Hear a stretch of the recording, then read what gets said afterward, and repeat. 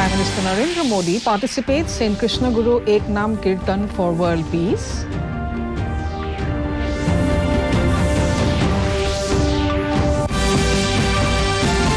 Both houses of parliament adjourned for the day following protests over Hindenburg research report.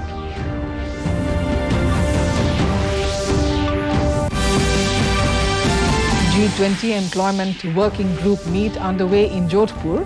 Finance G20 meet concludes in Guwahati.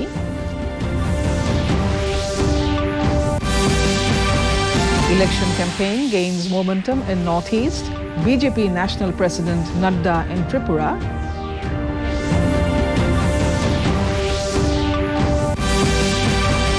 And initiative to plant 100 trees for newborn in Sikkim, says Chief Minister, launches Mero Rukh Mero Santati 2023. Good evening, viewers. Welcome to the Northeast News Bulletin. This is Jolly Khoikia Gugoi bringing to you the stories in detail. Prime Minister Narendra Modi participated in the Krishna Guru Ek Naam Akhanda Kirtan for world peace at Borpeta in Assam through video conferencing. The Prime Minister also addressed the devotees of Krishna Guru Sewashram. It may be mentioned that Param Guru Krishna Guru Ishwar established the Krishna Guru Sewashram in 1974. He is the 9th descendant of Mahavaishnav Manohar Dev, who was a follower of the great Vaishnavite saint Srimanta Shankardev. गुरु कृष्ण प्रेमानंद प्रभु जी और उनके सहयोग के आशीर्वाद से और कृष्ण गुरु के भक्तों के प्रयास से इस आयोजन में वो दिव्यता साफ दिखाई दे रही है। मेरी In the Parliament update, both Lok Sabha and Rajya Sabha were adjourned for the day. Protests by opposition parties over the Hindenburg research report on Adani Group and other issues continued to disrupt the proceedings in both the houses for the second consecutive day. When the Lok Sabha met after the first adjournment at 2 p.m., the scene was no different. Opposition members, including Congress, DMK and TMC, again trooped into the well, shouting slogans demanding joint parliamentary committee probe into the matter. The presiding officer urged the members to allow the House to take the scheduled business, but to no avail. Meanwhile, in the Rajya Sabha too, Chairman Jagdeep Dhankar urged the members to allow the House to function. He warned protesting members of action, but they continued with their protests, leading to adjournment of the House for the day. ने भी विपक्ष के रवैये पर नाराजगी जताई।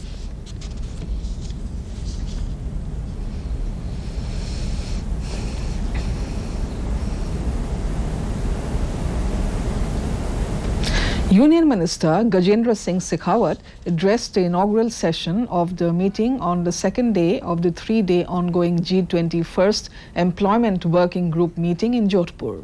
The minister said that the meeting will be of great help in the direction of employment generation. I am confident that the discussions and outcomes of this meeting will be instrumental in shaping the future of the employment globally. I am grateful to the co-chairs of this meeting, our esteemed colleagues from Indonesia and Brazil, for their valuable contributions and supportive words. Their active participation and leadership are crucial in making. The first meeting of Sustainable Finance Working Group under G20 Finance Track concluded today in Guwahati. Delegates from more than 100 countries had participated in this meeting. Deliberations on climate finance were carried out by the delegates in the meeting in order to build an ecosystem so that all countries have access to resources needed for sustainable development.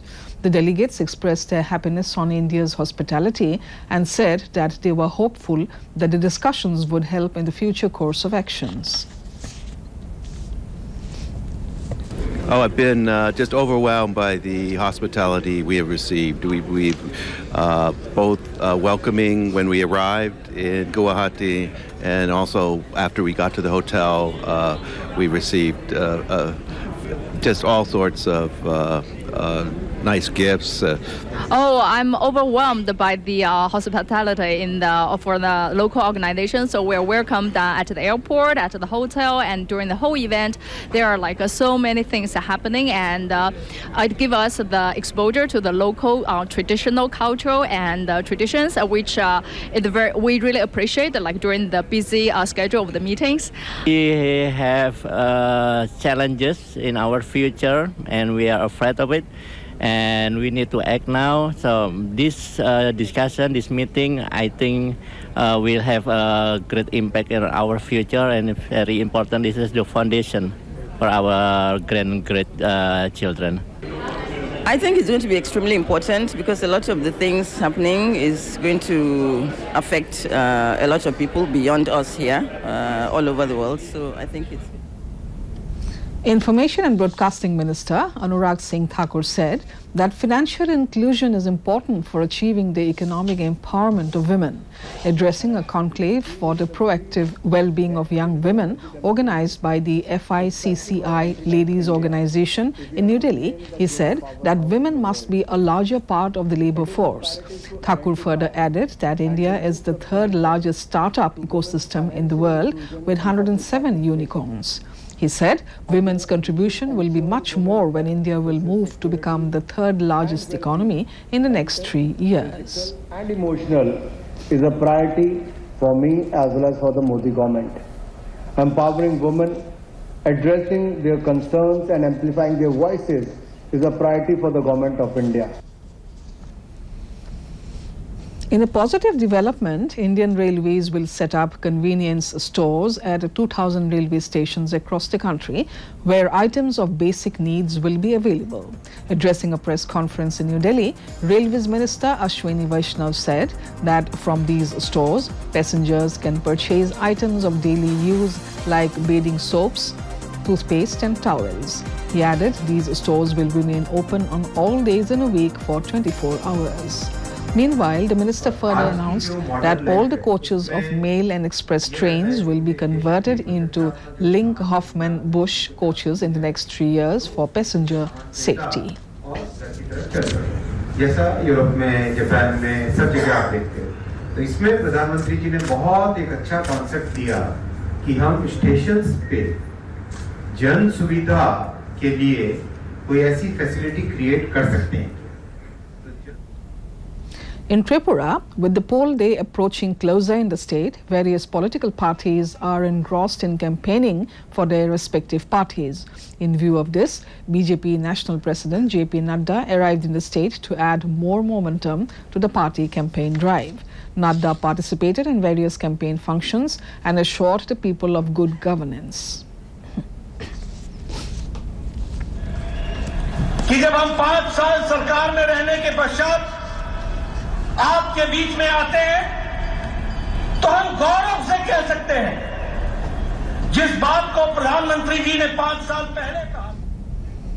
In Nagaland, the Nationalist Democratic Progressive Party held its ticket ceremony cum campaign launch for the forthcoming General Assembly 2023 today.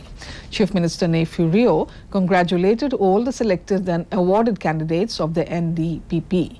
Rio further expressed his happiness to the ticket committee for doing justice to the party's vision through including 2 female candidates, Salhotono Cruze and Hekani Zikhalukense. He encouraged the party workers and the candidates to work responsibly for the welfare of the people and have a successful campaign and emerge victorious. Earlier, NDPP President Shingwang Konyak released a candidate handbook followed by the administration of oath. Theme songs were also released during the function. In Meghalaya, the Hill State People's Democratic Party, HSPDP, released its manifesto and also the second candidate list for the ensuing assembly polls in the state yesterday. HSPDP President KP Pangniyang said that the party will continue with its demand for a separate Khasi Jaintia state as per Article 371 of the Constitution. Pangniyang said that the party will oppose railways unless a mechanism to check influx is put in place, besides also also opposing any proposal for uranium mining. The HSPDP president further said that they will aggressively pursue the need to solve the long-pending interstate boundary dispute with Assam. Meanwhile, 4 new names were added in the second list. The HSPDP has so far released names of 11 poll candidates. Sikkim Chief Minister Prem Singh Tamang launched Mero Rukh Mero Santati 2023 at Manan Kendra yesterday. Singh said that through this initiative, they will strive to give back to Mother Earth by planting 100 trees for a newborn in Sikkim. He further added that in the past few years, the state government has launched numerous schemes and initiatives for the welfare of the people. He urged everyone to gather information regarding these schemes. Singh also congratulated the Forest and Environment Department on this occasion and believed that their participation in this initiative will contribute towards making Sikkim the green state of India. Assam Chief Minister Himanta Biswa Sarma exchanged views with cadets of NCC and NSS who took part in the Republic Day celebration in New Delhi. A total of 140 cadets from Assam, Meghalaya, Tripura and other northeastern cadets took part in the interactive session. The cadets were advised by the minister to work selflessly for the country.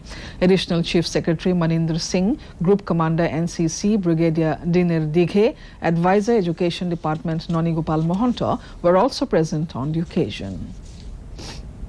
We had commanded the...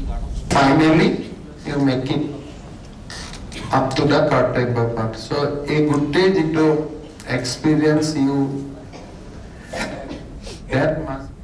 Mizoram Chief Minister Zoramthanga participated in the state credit seminar conducted by NABARD, Mizoram Row at Aizawl yesterday and released the State Focus Paper 2023-24. Meanwhile, taking to his Twitter handle, he said that he was confident that the state government department and banks in Mizoram will work in unison for development of the state. In another story from the state, Mizoram Commerce and Industries Minister Dr. R. Lalthang held a meeting with Directorate General of Hydrocarbons, ONGC, Oil India Limited, NHIDCL and Mizoram PWD today. The meeting centered around the potential and possibilities of finding and detecting oil and natural gas in the state. During the meeting, the minister urged the concerned agencies and officials for better cooperation in the works to be done in the future. It may be mentioned that Oil India and Mizoram government signed an agreement for exploratory digging in 3 different districts, Aizawl, Nathal and Sarchip. Oil India has so far dug in 4 locations in the state and will continue another exploration project after having the green light from DGH. Arunachal Pradesh Chief Minister Pema Khandu, in his 3-day visit to Anini, participated in various events including the tree plantation drive at the newly constructed amusement cum children's park at Anini. The minister was also briefed about the status of ongoing construction on high altitude Demenberg, Bruni and the MIPI Basam road projects at Asesho. Taking to his Twitter handle, Khandu said that remote areas of Dibang Valley are now being connected with all-weather roads. Meanwhile, on a much lighter note, the Chief Minister was also seen participating in a game of football and volleyball on the last day of his trip. Now, before we end the news, the headlines once again. Prime Minister Narendra Modi participates in Krishna Guru Ek Nam Kirtan for World Peace.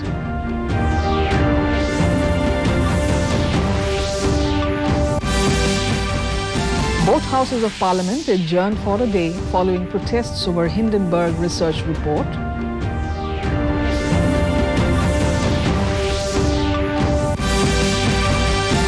G20 Employment Working Group meet underway in Jodhpur. Finance G20 meet concludes in Guwahati.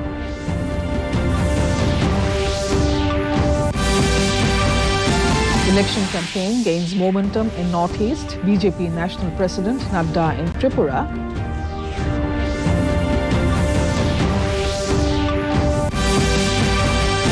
An initiative to plant 100 trees for newborn in Sikkim, says Chief Minister, launches Mero Rukh Mero Santati 2023. And that brings us to the end of this evening's bulletin. Thank you for tuning in. Namaskar.